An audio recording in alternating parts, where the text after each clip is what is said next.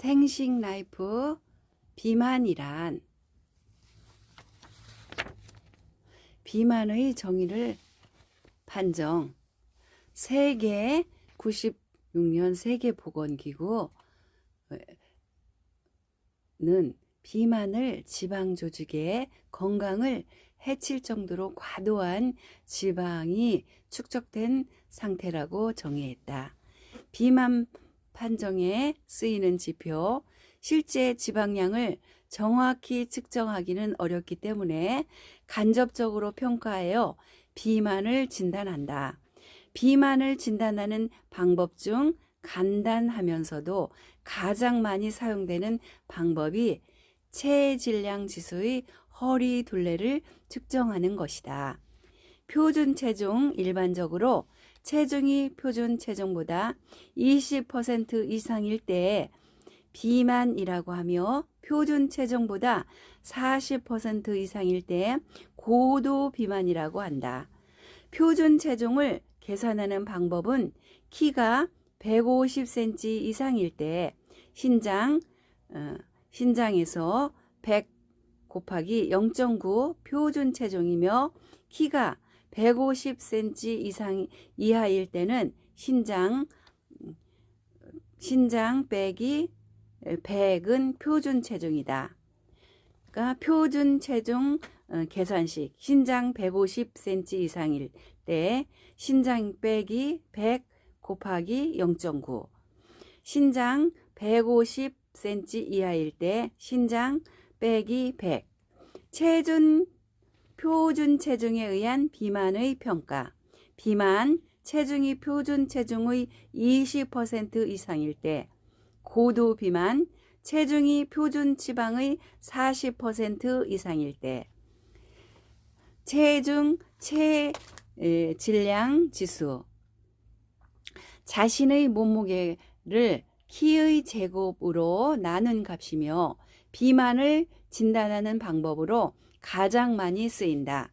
체질량 지수 계산식. BMI는 키 분의 체중. BMI가 25에서 29.9인 경우에는 과체중, 30 이상인 경우는 비만으로 정의한다.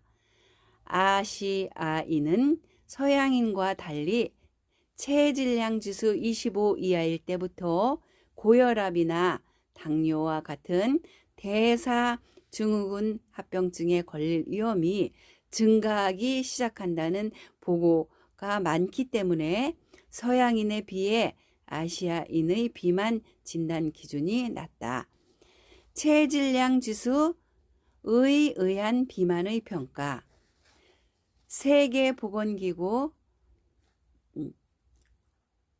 과체중은 BMI 25kg 이상.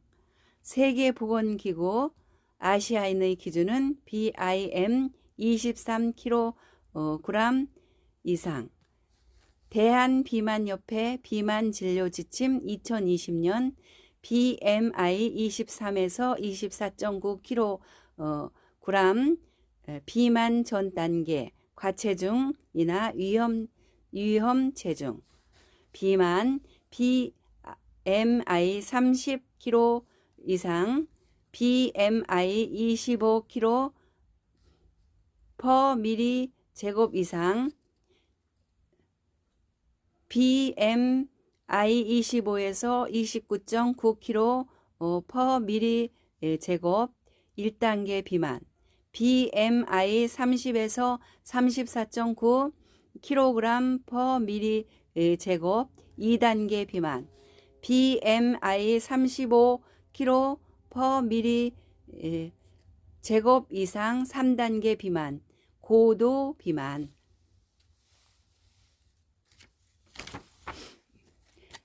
세 번째, 허리둘레. 허리둘레는 복부 비만을 일으키는 내장 지방 축적과 밀접한 관련이 있다. 따라서 허리둘레는 신체 체중과 무관하게 비만과 연관된 합병증 위험 인자 판정에 이용된다. 복부 비만은 허리둘레를 측정하여 진단할 수 있는데 인종과 성별에 따라 복부 비만 진단의 기준이 되는 허리둘레 수치가 다르다. 우리나라는 2005년까지 세계보건기구 아시아에서 태평양 지역의 복부 비만 기준치인 남자 90cm 이상, 여자 80cm 이상을 기준으로 복부 비만을 진단했다. 그런데 우리나라 성인의 평균 허리둘레는 남자가 82.9cm이고 여자가 78.6cm로 여자의 평균 허리 둘레가 여자 복부 비만 기준치인 80cm와 너무 근접하기 때문에 기능을 다시 설정할 필요가 있었다. 따라서 우리나라 여자 복부 비만 기준치는 아래의 표와 같이 85cm로 조정되었다. 허리 둘레에 의한 비만의 평가. 성인 남자 허리 둘레 102cm 이상. WHO 국제기준. 우리나라 기준 허리 둘레 90cm 이상. 성인 여자 허리 둘레 88cm 이상. WHO 국제기준. 우리나라 기준 허리둘레 85cm 이상. 허리둘레는 양발 간격을 25에서 30cm 정도로 벌리고 서서 숨을 편안히 내쉰 상태에서 줄자를 이용해 측정한다. 갈비뼈 가장 아랫부분과 골반 가장 윗부분 중간 부분을 측정한다. 복부지방 CT 촬영을 하면 조금 더 정확하게 복부 비만을 측정할 수 있다. WHR은 허리둘레를 엉덩이 둘레로 나눈 값으로 상체 비만과 하체 비만을 평가하는 지표로 쓰인다. WHR에 의한 비만의 평가. 성인 남자 상체 비만 WHR 0.9 이상. 성인 여자 WHR 1.0 이상. 성인 남자 정상 WHR 0.76에서 0.89. 성인 여자 WHR 0.86에서 0.99. 하체 비만 성인 남자 WHR 0.75 이하. 성인 여자 WHR 0.85 이하. 한국에서 체질량 지수와 허리둘레에 따른 동반 질환 위험도, 분류, 체지방 정상 비만 전 단계, 1단계 비만, 2단계 비만, 3단계 비만. 체질량 지수 18.5보다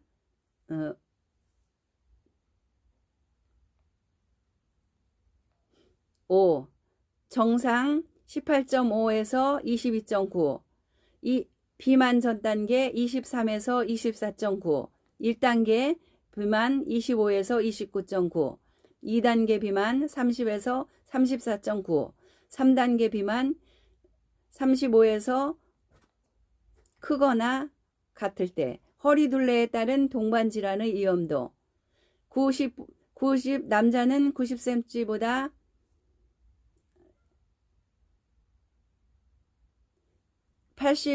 여자는 85cm.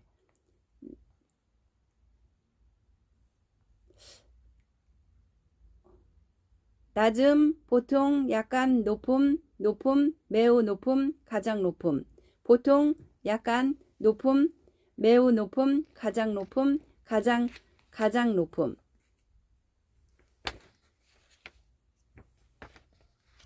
비만의 원인은 유전, 신체가 과잉의 에너지를 저장하려고 하거나 에너지를 적게 소비하려고 하는 것은 부모로부터 물려받은 유전자 체질일 수 있다. 부모가 다 비만이면 자녀도 비만이 될 가능성이 매우 크고 80%, 부모보다 비만이 아니라면 자녀가 비만이 될 가능성이 적다. 10% 이하. 일란성 쌍둥이는 이란성 쌍둥이에 비해 비슷한 체중을 갖는 경우가 2배나 많다고 한다. 쌍둥이에게 매일 여분의 1000칼로리를 100일간 섭취시켰을 때 한 쌍은 5kg, 다른 쌍은 15kg이 증가했다. 그런데 쌍둥이 간의 체중 증가량, 체지방률, 체지방 분포, 비만과 관련된 정상적 요인 등이 비슷하다고 하여 비만의 원인 중 하나로 유전이 중요한 인자로 지목된다. 음식으로 섭취한 에너지와 소비한 에너지의 불균형, 신체 에너지의 균형이 무너질 때 비만이 발생한다. 신체 기능을 유지하기 위해 소비한 에너지 양보다 음식으로 섭취한 에너지의 양이 더 많을 때 비만이 되기 쉽다. 정신 및 뇌신경 인자, 스트레스를 받거나 고민이 있을 때 먹는 것으로 심리적 문제를 해결하려 하면 이것이 비만으로 이어질 수 있다. 일종의 욕구 불만으로 음식을 통해 마음을 채우고 심리적 안정감을 얻으려고 하는 것이다. 또한 뇌의 시상 하부에 있는 포만 중추와 섭식 중추에 이상이 생겨서 비만이 발생하는 경우도 있다. 내분비 및 대사장애, 갑상선에서 호르몬 분비가 감소하면 기초 대사량이 감소하여 열량 소비가 떨어져 비만이 될 수 있다. 또한 갱년기 등으로 인체 생식기에 에너지 이상이 생기거나 인슐린이 과잉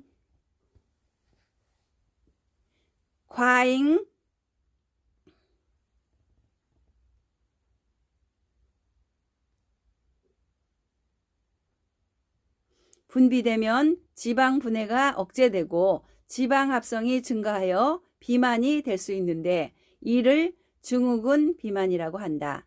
식사 습관, 하루에 3번에서 4번씩 가볍게 식사를 하는 것보다 하루에 1번에서 2번씩 폭식을 할 때 더 비만이 되기 쉽다. 특히 아침을 거른 후 폭식을 하면 열 소비 효율이 떨어져 비만이 되기 쉬운데 돼지도 굶겼다가 밥을 먹이면 폭식을 하여 살이 더 찐다고 한다. 또한 저녁 식사 후 자기 전에 식사를 하면 열 소비 효율이 더 떨어져 비만이 되기 쉽다. 그런데 운동도 하고 식사도 할 경우에는 열 효율이 증가한다.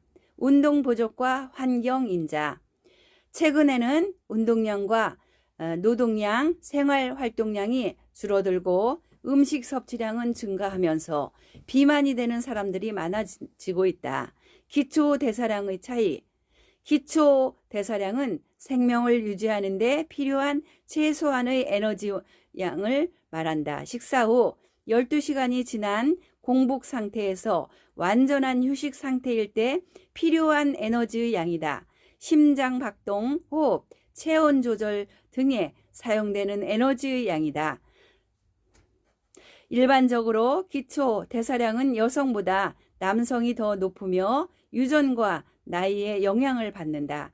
근육량, 고열, 비만, 갑상선 호르몬, 담배, 카페인, 스트레스, 환경 온도 등에 의해 증가하며 지방, 열량 섭취 감소, 영양 불량 등에 의해 감소한다.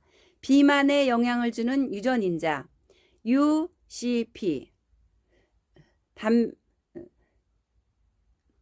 인체 세포, 갈색 또는 일반 지방 세포 내의 미토콘드리아에 존재하는 DCP, 산화적 인산화 과정에서 발생하는 H+를 ATP 에너지를 합성하는 데 사용하지 못하게 하고 열을 생산하는 데 사용하게 하여 에너지를 열로 낭비하게 한다. UCP에 의한 열 생산은 에너지 소비를 촉진하게 하여 비만을 예방한다. 아무리 많이 먹어도 살이 안 찌는 사람은 유전적 UCP의 활성이 높아 에너지를 열로 다 소비해 버리는 것이라고 볼 수 있다. 반대로 조금만 먹어도 살이 찌는 사람은 유전적으로 UCP 활성이 낮아 에너지가 열로 잘 소비되지 않는 경우라고 볼 수 있다. 렙틴, 식욕 억제 호르몬. 렙틴은 주로 지방세포에서 저장된 지방량에 비례해 생성, 분비되는 호르몬으로 체지방이 증가하면 생성이 촉진된다. 렙틴은 뇌하수체를 통해 식욕을 억제하고 에너지 소비를 증가시켜 체지방을 줄인다. 인슐린, 코르티솔 호르몬 분비를 낮추고 열 발생을 높인다. 렙틴은 지질 분해 효소를 자극해 지방을 분해하여 UCP를 활성화하고 UCP를 새로 합성하게 하여 열을 생성해 지방의 축적을 막는다. 비만인 사람은 렙틴이 잘 분해되지 않고 어떤 연구에 의하면 인슐린 저항성처럼 렙틴 저항성을 보일 수 있다고 한다. LPG, 지단백질 분해 효소. LPL은 지방세포와 근육세포의 지방을 저장하는 것을 촉진한다. 비만인 사람은 마른 사람과 비교해서 근육세포에서 활성은 비슷하나 지방세포에서 LPL 활성은 훨씬 높게 나타나는데 LPL 활성이 높으면 지방이 지방 조직에 더 잘 축적된다. 따라서 비만인 사람은 마른 사람에 비해 에너지 섭취량이 조금만 더 많아져도 금방 살이 찌는 것이다. 이 외에도 비만과 관련된 유전인자들 중에 지방을 합성하는 효소들, 특히 간에서 지방을 합성하는 지방산 합성 효소는 굶은 후에 폭식을 하면 100배 가까이 증가되어 지방간의 원인이 된다. 반면 지방을 분해하는 호르몬, 민간지방 분해 효소 등이 있어 지방세포의 저장과 분해를 조절한다.